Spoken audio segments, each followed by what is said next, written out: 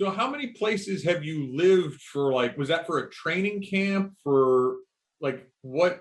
Like again, it's a lifestyle that I'm probably not the only one who's like, what?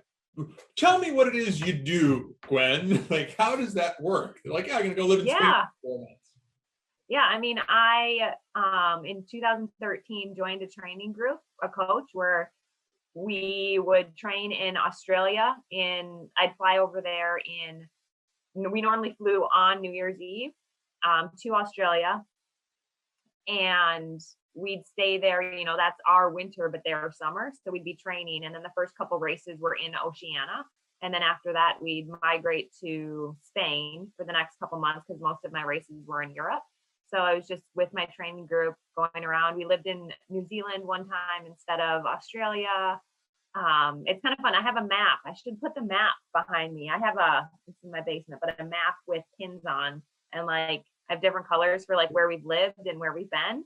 And it's just interesting because we have a lot of pins for where we've lived, which is, I feel like, Awesome. unusual and all across the world. That's awesome. Like super cool. Did you do that stuff after you had your son or only before?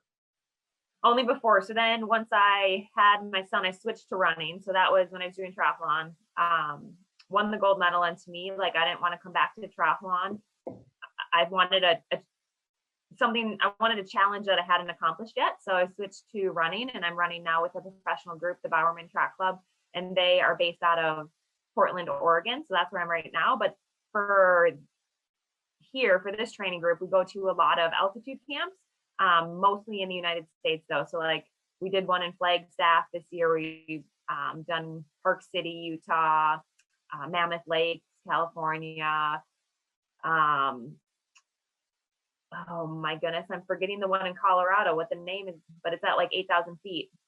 Woodland Park, Woodland Park, Colorado. So yeah, I mean, and when I do those trips, I invest a little bit more and bring Patrick and Stanley, my husband and son, just because I can't be gone from them for 40 days.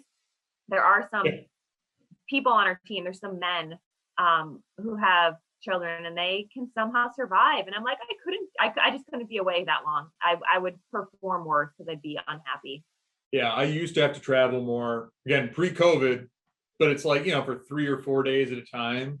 And it's so hard, especially when they're young. They change so much in 3 or 4 days. Yeah, when Olivia was first born, I was in consulting and I was gone like a lot.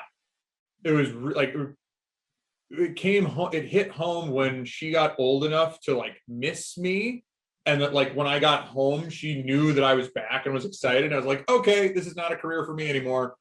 Yeah, that's so hard. See, I kind of now with COVID, if I'm traveling to a race, I won't bring my husband and son, and I'm normally gone for like 2 or 3 days when I go to a race. But I don't bring them just because, one, there's nothing to do for a 3-year-old during COVID, and two, I don't want to expose him.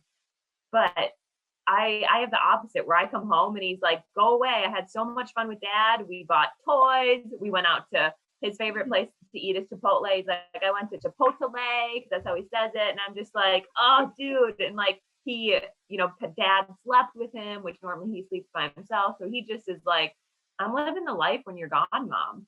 Yeah. What, you can go to your training camp. It's fine. Yeah, go. Oh man, that's hilarious. It's like so hard for me. It like makes it even worse because it's hard when I'm gone. I miss him, and then I come home and I'm like, you don't miss me? Right. You're not running into my arms. You yes. Oh,